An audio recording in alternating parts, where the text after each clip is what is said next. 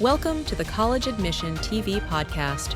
Join us for insights from education leaders on today's academic landscape. We are excited to have as our guest Janette Muir, Vice President of Academic Affairs of George Mason University in Fairfax County, Virginia. I always like to start off with your personal journey and who are the mentors that helped shape your path? I would say throughout my entire journey in my career, it's been the educators that I've come in contact with from the very beginning. I think in my college experience, I worked for the dean of students, and he said, "You need to go to graduate school." And my response was, "Oh, good God, no, I'm not graduate material." He said, "No, you are." And I found that throughout especially I think as a young woman in the 70s, that it's hard to have, at least I came from a smaller college, the confidence that I could go on and do other things. And it took people along the way going, "Yeah, you've got this, you can do it. And you're smarter than you think you are, and you should just go for it." And then I went on to graduate school after I applied past deadlines to one school, but they gave me a full ride. And I worked with the debate team, which was really a great experience for me. And all along the way, I've had really wonderful mentors who have continued to say, "You got this, you can do it." And I found through that experience and having those really important educators in my life that I have in turn tried to pay that forward and work with a number of young faculty, mentoring them through their various stages of their career to understand that, it's very easy to have not be so sure because the way academia can be, that you can do it. And so that has been a real aspect of my growth for sure. So now, do you still teach today? I haven't taught in a couple of years. I taught courses in political communication prior and would teach the course on the presidential campaign and so forth. It's been a little more challenging in more recent years with politics to teach it in the same way that I used to. And I also do a lot of work with our Korea campus. And so I would have to go over there for various things. And it was disruptive to try to also teach our classes here. So I haven't taught in a few years, which I think is not so great because administrators get farther removed from the classroom and the people that we're making decisions about. My husband's a professor. He teaches all the time, so I do get to hear it in my house, but I haven't actually taught. I've been working with graduate students some, but not really in the classroom. But I'd like to do it. Yeah. Well, absolutely. What's the favorite part for you about debate? Oh, gosh. What I like about debate is the real world aspects of it. If you ever listen to a national debate tournament or something and you hear the way it's presented, you think, "Oh my gosh, how can you ever figure out what anything is happening there?" But the habits of the mind and how you learn and how you make arguments just transcends all the other challenges of the speed or, how you use evidence and the way it has evolved over the years. I have learned in my life, the work I do now, that the ability to make a strong, succinct argument in an organized way goes a long way in really being effective. That it's often easy to kind of ramble. Faculty will be very expressive in their positions, and you just need to get to the point sometimes. And you need to, understand the arguments for why we're doing the things we're doing. So. Yeah, I mean, just in my own personal experience, I think that there's so much value in being able to debate and debate well. Not saying I do, I just know that, to your point, it's not easy, and how do you make sure that people who maybe, I think it's easy to get nervous, it's easy to get thrown off. Mm-hmm. How do you make sure, I'm just curious, how do you make sure that you stay on track and get back to being succinct? I mean, I'm sure there's a lot of practice, but are there any tips to say, okay, deep breath? I think it's important to stay a little disconnected, to be able to not get caught up in the emotion of the argument, but stay really on, what is the issue being presented. and what is the outcome that you're trying to get. What I like about the debate is it also teaches reflexive thinking, and that you have an opportunity to recognize that not everything is black and white. There's a lot of gray area, and that's where the bulk of persuasion happens, is truly in that gray area where, you can look at both ways. And I think that's one of those real interesting parts about debate. And yeah, you get nervous and so forth, but the more people focus on the argument they're trying to get across, the better that it becomes. So now, do you work with students on a daily basis? No, that's the thing about being an administrator. I know you've been interviewing a number of presidents, and that it's like the higher we get, the harder it is to make those sorts of connections.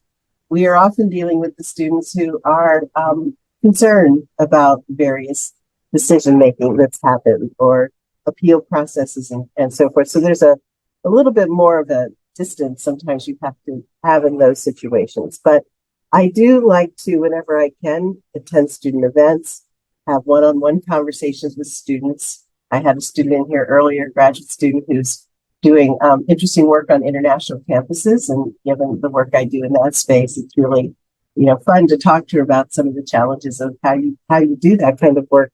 So those are more likely the students, not as many undergraduates. I started my work at George Mason as a basic course director in the communication department. So lots of interaction with students. And then over the years, just evolved into different roles here. And 35 years later now, then I'm in charge of academic affairs. So now, do you hear what are the biggest concerns that students have from your perspective? Well, obviously paying for school is a big one. And it's more about paying for school in the context of what are they learning that's unique. And, I have I have two 20-something children. One of them completed her degree 4 years. The other one went to community college first, which I totally believe in strongly of community college. But he's still working on his undergraduate degree. And his view is, Mom, everything I've learned, I've taught myself on YouTube and so forth. And I'm like, have you now? Okay. And I think it's a lot of kids, especially young high schoolers, who believe, just I don't need to go to college. Just let me learn what I need to learn through YouTube, TikTok, or whatever.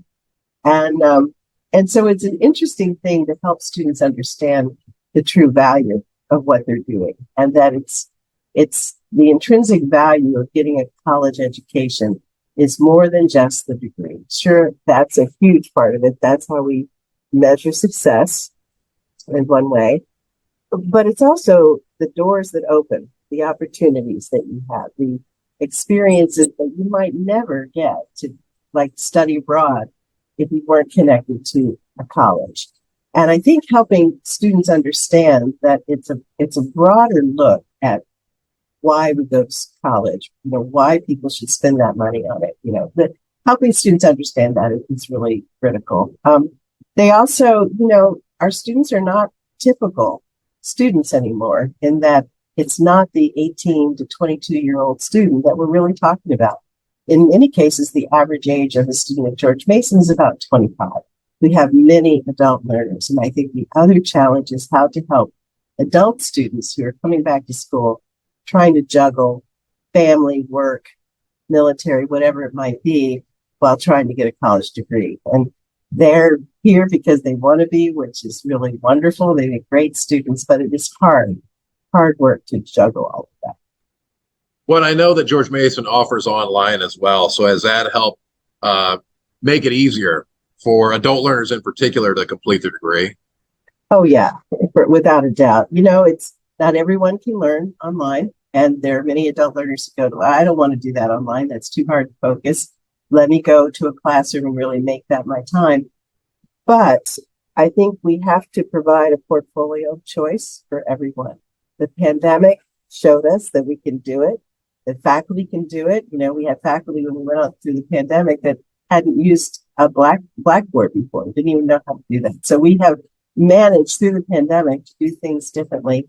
And in this case, people are now saying, hey, I want more of that. And so we are pretty robust in terms of our development. We chose not to become like a Mason Global. That's not our big initiative, but we do want to provide a portfolio of choice so that if a student wants something online, they can get it online. And as we are doing various partnership work around the state with community colleges, we're also interested in any program or pathway that we build with a community college. We are also saying you can get it online, because we don't want students who are in the middle of Virginia stuck trying to figure out how to finish a college degree. So definitely a higher demand. And I think we're all learning how to do it a little better in this case. Well, I know you have experience either attending or working at a smaller private, a larger private, and now a public. So what are the differences?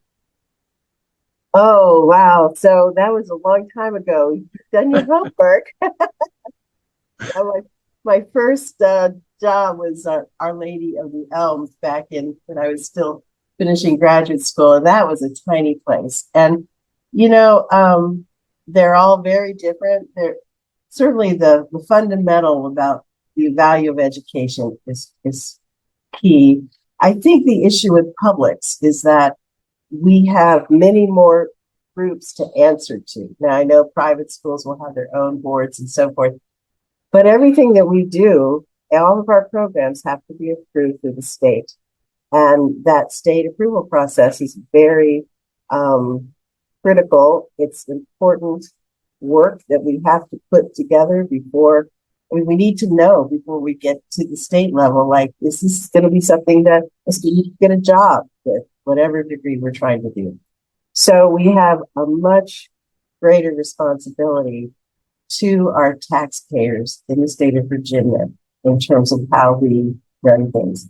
At private institutions, we have a little bit more flexibility. We've got certainly, powerful boards that are going to direct things, but I think the overall challenge in the public space, and that's where I sit too, because I work a lot with accreditation and so forth, is all of our compliance requirements as a public institution.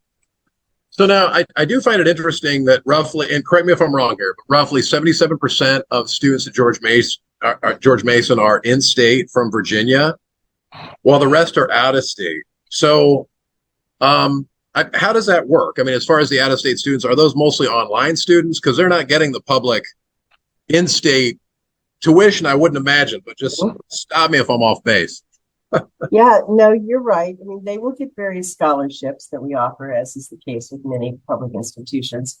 The difference is that in this case, we do get a lot of students, especially we get students that start actually thinking they're going to be in another institution, and then they go, oh, really, I want to be at Mason. So they'll transfer here after a year at one of our colleague schools. And so so that will happen. But I think, for the students who are out of state, many of them choose specific programs at Mason that they can't get in their state, or they know the quality of the Mason program and they want to be here.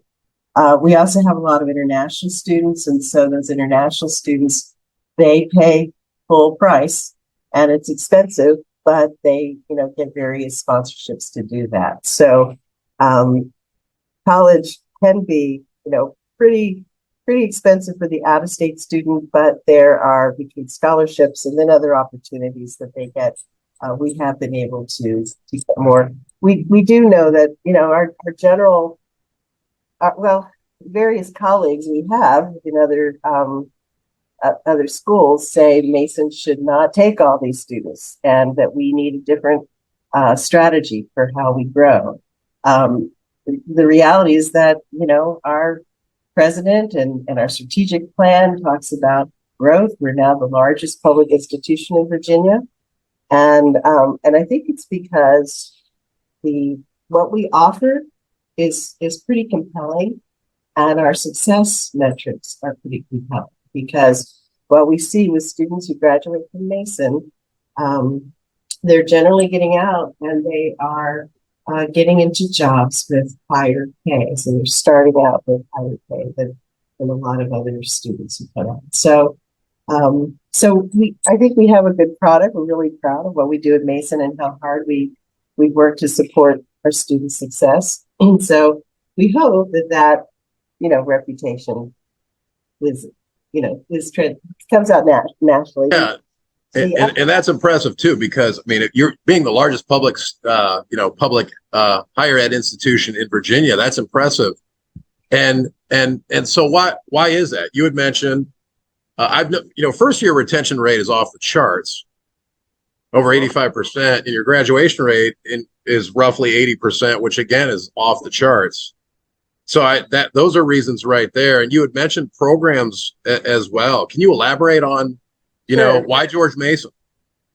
Well, there's a couple of things. We do have very specific, unique programs. One program we have is in conflict analysis and resolution. You don't find that in many places. That's just a quick program example. But one of the big programs and our big successes has been Advance. And Advance is a partnership that we have with the Northern Virginia Community College. And this is a national model. It is over time, it's a shared partnership. We sat down with our colleagues at Nova. We said, how do we make this cleanest process for students so that they have the guesswork is gone. They don't have to apply to Mason. They come in automatically through a pathway. If they reach certain milestones, then they will be able to graduate on time, have an associate's degree, come right into Mason. That program, between having a clear pathway and having a coach or an advisor who's their person helping them be successful, we find that those students are coming to Mason and they're graduating totally in 4 years, and they're continuing. So the retention is higher, their graduation rates are higher, and the various demographics we've seen, the students in those various categories are doing better. And I think the special sauce is that first they have clear pathways, which they don't have to wander. And we think there's value in wandering. Some students do need to explore, but there are many students who will say, I know what I want. Show me the pathway. Sorry, there's a siren going on outside right now. That's okay. Okay. That's okay. Hey, we like to keep it raw and real here, so that's all right. It's raw and real right now. It comes right by our window all the time. So that program has been a model that we've gotten people contacting us from all over the country. But how do you do that? Because it's not as easy as one would think. Every community college, even in the system, may have different nuances in terms of how the courses will carry over. But what we saw before is that students would end up maybe transferring 10 or 12 credits that weren't going to count anywhere because they did not have careful guidance and they didn't have someone checking on them on a regular basis on how to do it. So between those things, and because we take them in and we say, okay, you are now a Mason student too, here's your ID, they begin to identify with the four-year institution in a way that is also very special because they get involved in student organizations and with departments and so forth. So that model is one that our president liked so much, he decided we should do that with any community college that wants to do that in Virginia. It's a little trickier to do it that way, but we've embraced it. And now, since we've had this partnership with Nova, which is our primary partnership, we have about 3 or 4 other community colleges that are starting to do similar things. And mainly it's because we can say, we'll help support you through coaching and advising. We'll work on what clear pathways will get you here, and you don't have to reapply for admission. You will be a Mason student. And taking that guesswork out saves a lot of time and frustration for students. So as far as career paths, are you working with any businesses, or do you have internships that really can help students learn about the jobs that they can have in the future, especially how the job market changes so quickly? Right. Well, lots of work is happening on campus with internships and experiential learning. Right behind me is a strategic plan here. And so much of it talks about how to enhance the experience for students, and especially around some kind of internship or experiential learning. We work closely with many corporate partners. And so there's, in fact, right now we're in the middle of trying to develop some real formal partnerships with a couple of different companies. In the advanced program, we've had companies provide scholarships to help support those advanced students who end up doing internships in their offices.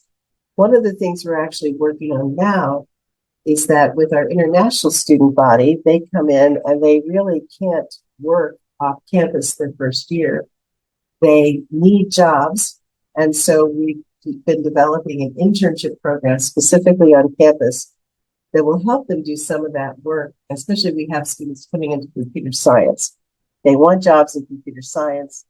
What they're finding right now is that they could get a job with catering on campus. Well, we're creating this program where they can do an internship that is designed in the technology area, but they can help us with some of the work that we need to do. For example, implementing a new learning management system or working with our customer relations manager. So we've got some areas that we can use students, but we haven't been.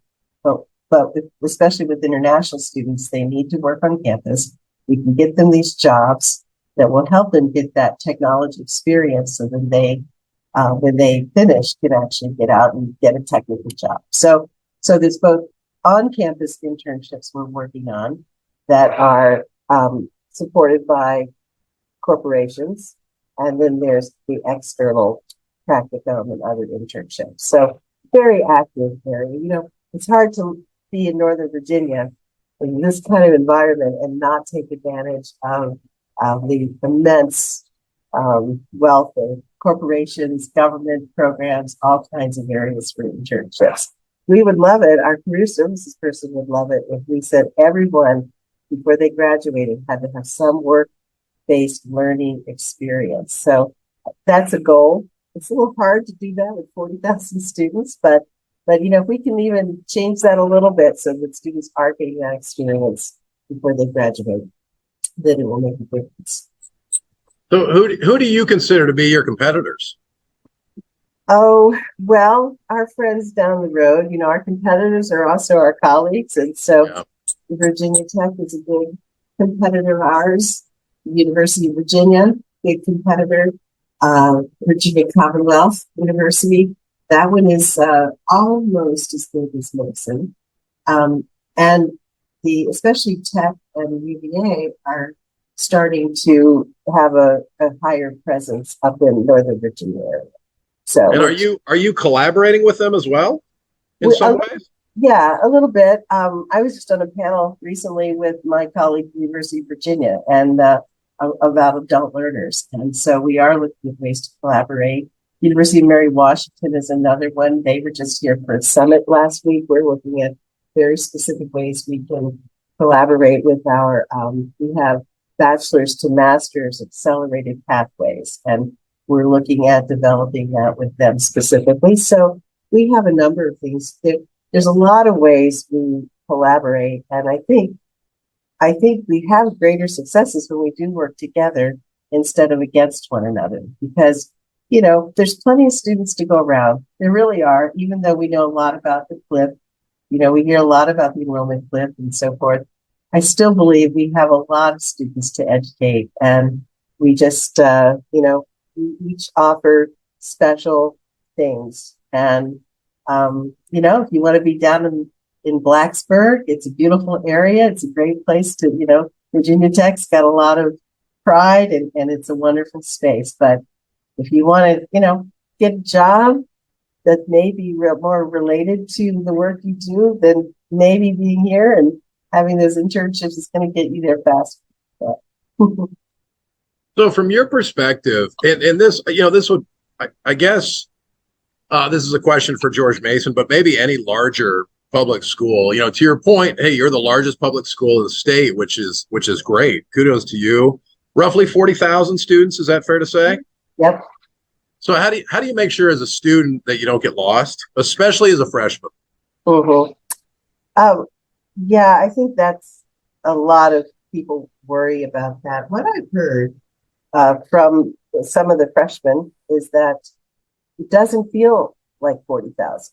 I just had a group of people come here from leaders from around the state, and many of them are saying, "We know this is the biggest school, but it doesn't feel like it. It's I don't know if it's the way it's laid out, or more importantly, the way orientation works and gets students established early on in trying to create the identity with other students. I think that helps to start making those connections. We have a convocation where we bring all the new students together and they get, jazzed up for the year and thinking about the theme of knowing that we're all in this together. We're all here to support them. They're also assigned success coaches when they come in the door. So the coaches are the ones who will check in on them. How's it going? Hey, let's have an appointment, make sure you're on the right track, things like that. So, there's probably moments when students say, "Oh, will you just leave me alone?" But we also know that it does take multiple messages to get their attention and to find the right ways to work with them. And not every message is going to work. So we try a lot. Well, I love it. Well, Dr. Janette Muir, hey, thank you so much for your time today. We really appreciate it. All right. Thank you. My pleasure. We hope you enjoyed this episode of the College Admission TV Presidential Podcast. Stay tuned for our next episode, where we'll bring you another insightful conversation with a distinguished leader in higher education.